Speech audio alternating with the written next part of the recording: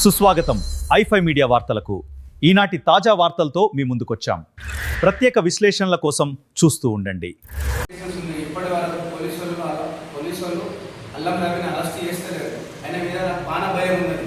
ఇవి కాంగ్రెస్ దత్తవారావాని రోజు నలుగురిని పంపుతుండు, నైట్ 11 కొట్టు తలుపులు గుద్దుతుండు, నేను బతకనియా నువ్వు కాంగ్రెస్ దత్తపోతే అంటుండు సార్. బాగా దూరం చేస్తుండు సార్. అతను అరెస్ట్ కావాలి సార్. 17 తారీఖు నాడు కంప్లీట్ అయితే ఇప్పటికీ రెస్పాన్స్ లేదు. ఇక్కడ రెస్పాన్స్ లేదు, జనాలకు కూడా రెస్పాన్స్ లేదు కదా. మంచిగా పోయినాం సార్. ఏసీపీ సార్ దగ్గరికి పోయినాం, ఏసీపీ సార్ కూడా పట్టించుకుంటాడు. ఏసీపీ సార్ దగ్గర డీసీపీ సార్ దగ్గరికి పోయినాం, డీసీపీ సార్ పట్టించుకుంటాడు. లాస్ట్ కమిషనర్ దగ్గరికి కూడా పోయినాం, కమిషనర్ కూడా పట్టించుకుంటాడు. లాస్ట్ మందు తగ్గుతామని సత్తాం సార్ మేము.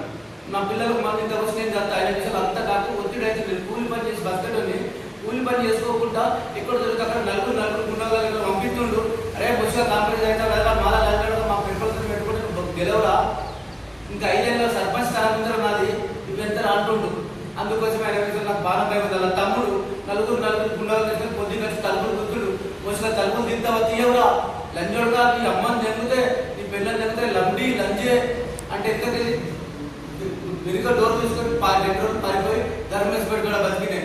ఆ నుంచి మళ్ళీ 3 రోజులు పోయినాము. తర్వాత మా అక్క దగ్గరికి అక్కడ ఇక్కడ బతుకుతున్నాము.